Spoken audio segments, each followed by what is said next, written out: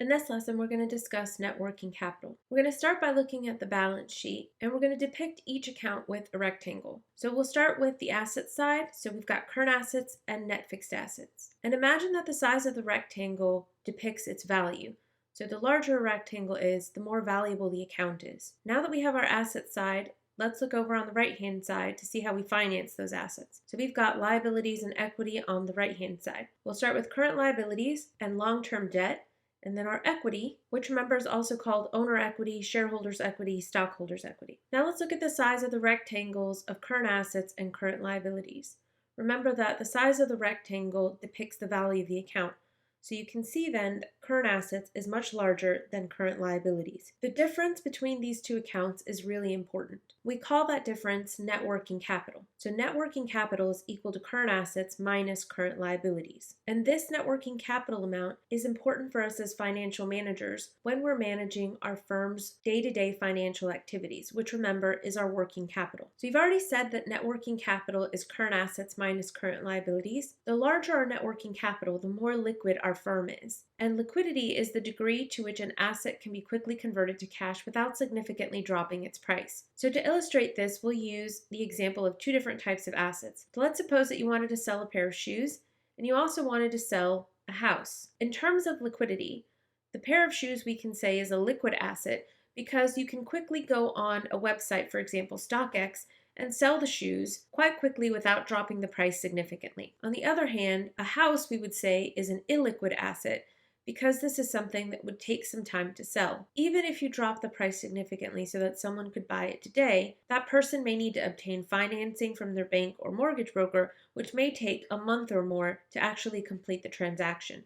So a pair of shoes would be a liquid asset since we can sell it quite quickly, but a house would be an illiquid asset. So again, the larger net working capital we have, the more liquid our firm is. Net working capital is important because it's a buffer between our current assets and current liabilities. We have some certainty with our current liabilities in that we know when they're due. We know when our invoices to our suppliers are due. We know when we need to pay our employees. We know when we need to pay our taxes.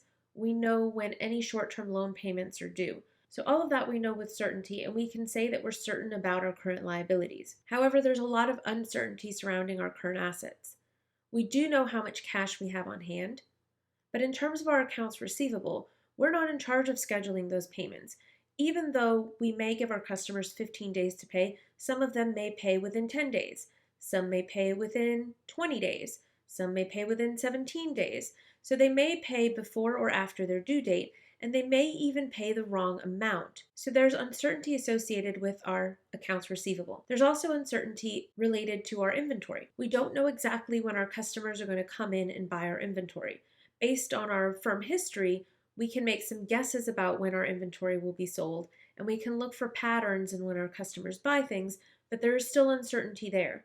We can also look for patterns and we can look at our history to better guess about when our accounts receivables will turn into cash, but again, there's still some uncertainty there. So because we have this uncertainty with current assets and we don't know exactly when we're going to get the cash, but we do know when we're going to have to make our payments in terms of current liabilities, we need a buffer in between. And so net working capital is that buffer. The more uncertain we are about our current assets versus our current liabilities, the bigger buffer we'll need, so the more liquid we will need our business to be. These are really important considerations when we're making decisions about managing our working capital or maybe changing our working capital terms or policies. So now that we've determined that liquidity may be a good thing for us and we do want to have a liquid firm, we don't want to face financial distress, it's important to contrast it with our need for return or maximizing the firm value. The more liquidity we have, the lower likelihood of financial distress we have. More liquidity also allows us for favorable lending terms because our lenders will see that we have the ability to pay it back, and they'll also offer us better interest rates and other terms. However, if we have a lot of current assets, a lot of cash and cash equivalents, current assets, whether they're cash, cash equivalents, accounts receivable, and inventory, they earn little to no return. So even though liquidity has some positives, it also has this major disadvantage that current assets don't earn any return. So we need to balance liquidity with our need for return. And we're going to earn more return if we make more investments in long-term assets versus current assets. So this means that investment in fixed assets is important for generating return. And that goes along with our firm's main goal. Remember that our goal is to maximize owner wealth. So this means that firm managers are always walking a tightrope between the need for liquidity and the need to maximize owner wealth.